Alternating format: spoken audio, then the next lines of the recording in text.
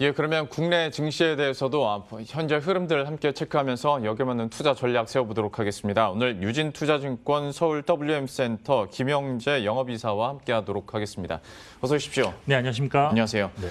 국내 증시에서도 여전히 미국 장기 국채금리 얘기를 안 할 수가 없는데 어떤 국채금리의 절대적인 수치도 물론 수치겠지만 시장이 이걸 어떻게 받아들이면서 변동성을 키워가느냐 아니면 다시 좀 잠잠해지느냐 이게 아무래도 최대 관심이 아닐까 싶습니다. 현재 상황에 대해서 어떻게 보고 계십니까? 네, 사실 국채 금리가 상승하는 거는 뭐 자연적인 현상이라고 볼 수밖에 없는데 아무래도 지금 물가가 상승하면서 인플레이션이 나타나고 있는 상황입니다. 그래서 사실 자연스럽게 나타날 수밖에 없다. 그런데 문제는 그 속도라고 할 수가 있겠는데요.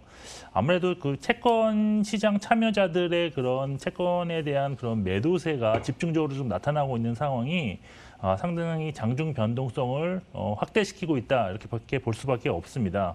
따라서 연준이 사실 목표로 하고 있는 인플레이션율에 도달하기 위해서는 사실 장기간에 걸쳐서 진행될 수밖에 없는 것이었는데 이렇게 특정 수급에 의해서 상당히 빠른 시일 내에 그런 목표율이 도달할 것 같은 그런 모습이 보인다면 아무래도 시장 참여자들은 2, 3년 걸릴 줄 알았던 기준금리가 조기에 나타날 가능성이 있어서 상당히 불안하다. 이런 거로 볼 수밖에 없을 것 같습니다. 그렇지만 급격한 금리 상승이 아무래도 연준이 목표하고 있는 그런 것과는 상당히 차이가 난다고 할 경우에는 연준도 분명히 좀 그런 통제할 수 있는 그런 툴을 사용해서 분명히 방어를 할 텐데, 근데 제가 보기에는 이번에 그 연준 파월 의장의 발언을 볼 때는 이 정도 수준에서는 그렇게 새로운 그런 툴을 도입하지 않을 것 같은 그런 분위기입니다. 전체 금융시장을 보고 있다. 그러니까 특정 인플레이션만 보는 것은 아니다라고 말을 했고요. 또한 제가 보기에는 지금 사실 버블성 그런 밸류에이션 수준을 보이고 있는 금융시장의 레벨을 조금 낮추기 위해서라도 일부 용인하는 그런 분위기도 좀 있지 않나라고 보고 있습니다. 결국 제 생각으로 개인적으로는 한 1.8% 미국 국채 금리가 그 정도까지 터치를 하게 되면 적극적인 방어가 나서지 않겠느냐라고 볼 수 있어서 그때까지는 시장의 변동성 확대 요인으로 충분히 작용할 수 있다라고 볼 수밖에 없습니다. 그래서 일단 전반적으로는 보수적 관점에서 시장을 조금 당분간 더 지켜보시는 것이 좋고, 아마 이번 FOMC, 그러니까 3월 17일 시작된 FOMC에서는 뭔가 또 힌트가 되는 발언이 나올 수 있지만 그 전까지는 좀 블랙아웃 그런 기간이기 때문에 참 시장은 좀 변동성이 심화될 가능성은 충분히 남겨둘 필요가 있다고 보고 있습니다. 그러면 어떤 시장의 전망이나 수급적인 측면도 들여다보도록 할 텐데, 그러니까 이 시장에 대해서 많은 분들이 좀 다 힘들어하는 이유가 증시의 횡보에서 위와 아래 레인지가 사실 어마어마하게 크다고 보긴 좀 그런데 대신 하루에 오르고 떨어지는 폭이 워낙 크다 보니까 여기에 대해서 많은 분들이 좀 이제 멀미난다고 얘기를 소위 하시고, 개인들이 예전에는 사면 어쩌거나 버텨주긴 했는데 지금은 또 그것도 잘 안 되다 보니까 여러모로 답답함을 느끼시는 것 같습니다. 증시의 흐름들이나 수급적인 측면에서는 좀 어떻게 평가하고 계세요? 네, 사실 이번 시장이 상당히 어려운 것이 예측이 잘 맞지 않는다라는 것이 저는 개인적으로 생각하는 건데요. 내일까지 다 오르면 내일 정도의 매도를 해야겠지라면 사실 내일은 확 빠져버리는 그런 상황이 오고, 내일은 한 번 더 빠지면 저점 매수를 해야겠다 생각해보면 또 내일은 훅 올라와서 저점 매수 기회를 놓치게 되는 그런 일이 사실 반복되고 있습니다. 그래서 예측이 좀 불가하다라고 좀 보는 거고 있는데, 문제는 지난 1월 말, 2월 초에 기록했던 저점이 과연 이번 진바닥이었을까라는 그 의문이 계속적으로 지금 지속적으로 대두되고 있어서 추가적인 조정에 대한 그런 염려가 사실 항상 그 머리에서 떠나지가 않고 있습니다. 그래서 실제로 추세가 하락한 건 아니지만 조정장이 좀 더 이어질 가능성이 높고, 그리고 추세 하락에도 좀 대비는 하셔야 되는데 아마 기술적으로 추세가 하락하는 그런 모습은 최소한 2,800선까지는 지수가 밀려야지 추세 하락에 대해서 논의가 나오지 않을까라고 보고 있습니다.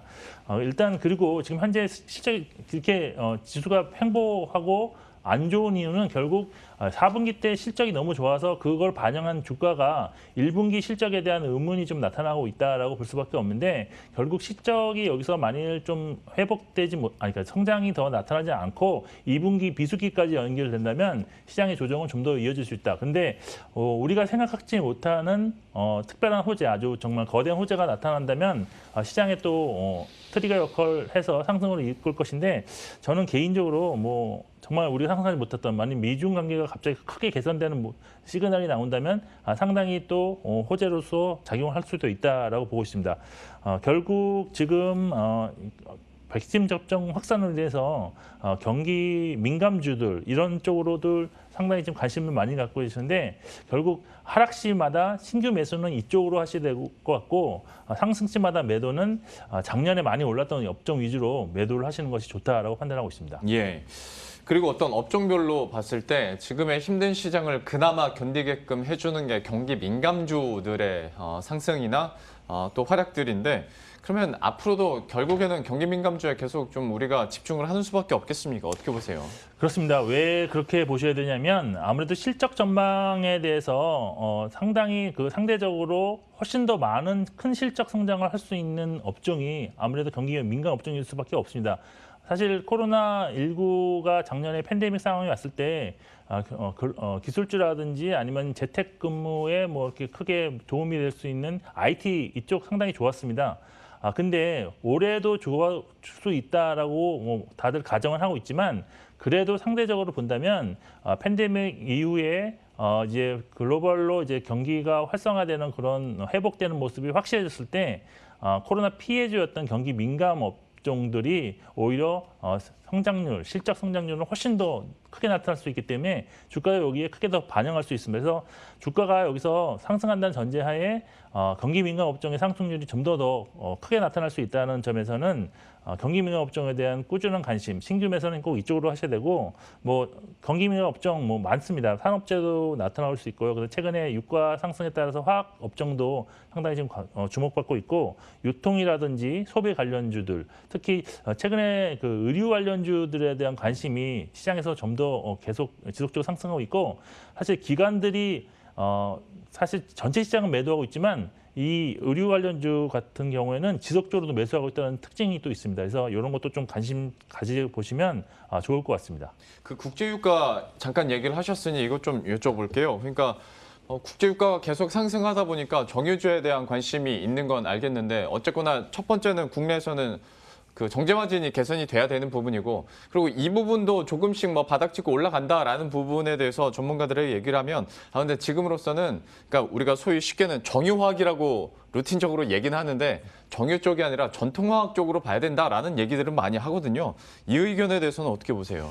네, 정유주 사실 좋게는 보고 있습니다. 그런데 이제 실질적으로 정유주가 정말 좋아지기 위해서는 정제 마진이 확대돼야 되는 건데 지금 정제 마진이 정말 확대는 되고 있는 상황이지만 아직까지도 BEP를 달성할 수 있는 그런 정제 마진 수준까지는 오지 않았습니다. 그래서 길게 뭐 장기적으로 보면 유가 상승에 대한 뭐 재고평가 이익이라든지 아니면 제품 가격 인상 뭐 이런 것 충분히 나타나기 때문에 상당히 좋을 수도 있지만 현재로서는 정유주보다는 화학주 쪽으로 좀 더 실적은 더 확실하게 확대될 가능성이 높다라고 볼 수밖에 없습니다. 사실 우리나라 화학주들이 대부분 제품들이 이제 NCC 기반의 석유 화학 업체들이 많은데요.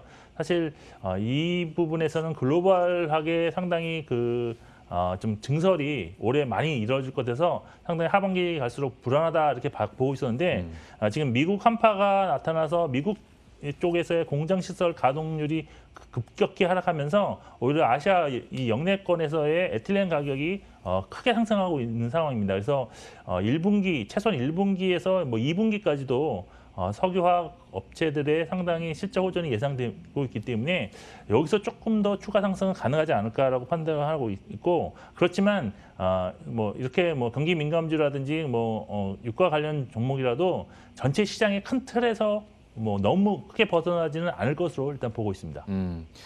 화학주에 대해서도 얘기를 해주셨고 마지막으로 한쪽만 더 보도록 하겠습니다. HMM인데요. 여기는 경기 회복 기대감도 당연히 들고 있고 실적에 대해서도 계속 상향 조정되는 사인들이 나오고 있거든요. 이 종목에 대해서 그리고 해운주 전반에 대해서는 좀 어떻게 보십니까?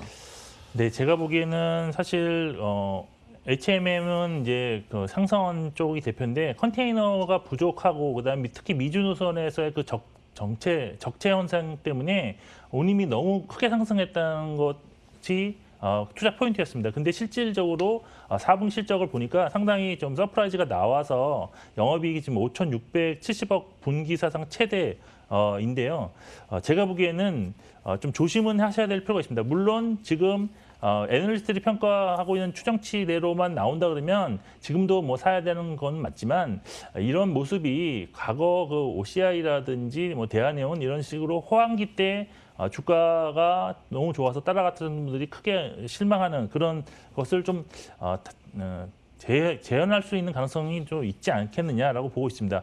사실 그리고 지금 컨테이너 운임은 지금 2주 연속으로 하락을 했는데 근데 지금 다시 BDI가 오르고 있어서 또 사실 최근 들어서는 이 벌크 쪽으로의 그런 강점이 부각되면서 상당히 좋은데 일단 이런 건 있습니다. 백신 보급에 따라서 경제가 정상화된다 그러면 포트의 적체 현상도 줄어들 것이고 그리고 컨테이너 박스의 그런 공급 부족도 해소될 것이기 때문에 운임 지수가 낮아질 수 있습니다. 그래서 운임 지수를 아주 좀 정밀하게 좀 관찰을 하시면서 사실 신규는 좀 매수는 자제하시고 보유하신 분들은 이제 물량 관리에 집중하실 시점이다라고 판단하고 있습니다. 예.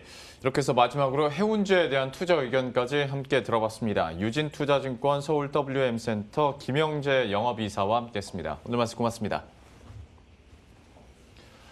예, 그럼 저희도 여기서 인사드리도록 하겠습니다. 식사 맛있게 하시고요. 저희들은 내일 이 시간에 또 새로운 이슈들과 전략 들고 다시 찾아뵙도록 하겠습니다. 시청해주신 여러분 고맙습니다.